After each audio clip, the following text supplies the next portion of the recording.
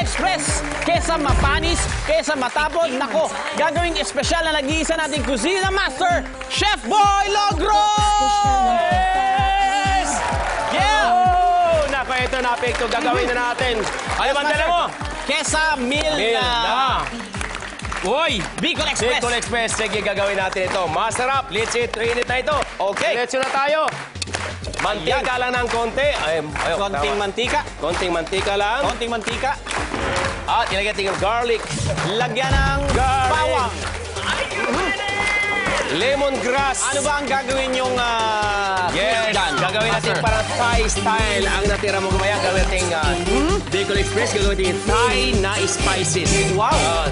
Okay. Yes. Rind, lemon rind. Aha. Niluto. Sili! Sili. Gata! Nilagyan ng gata.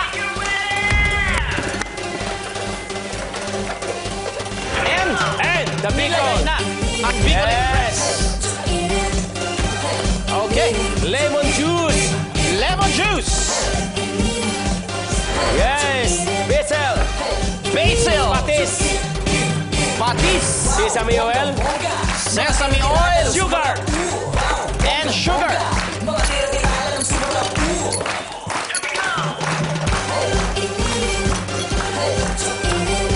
Ayan. Masarap na ito, ha? Aha. Spicy na ito, ha? Spicy na yan, master. Malapit na ito. Malapit na. Malapit na. Yeah! Batay kutsara para tikman mo na. Kutsara na to. Yes. And then, batido. Ayan.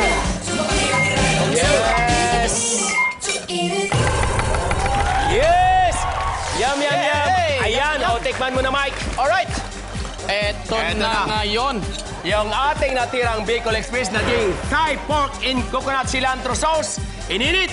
So, init. Tikman mo na. May sauce chef Pekto. Okay.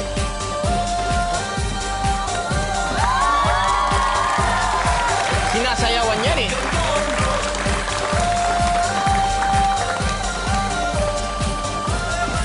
Siyempre.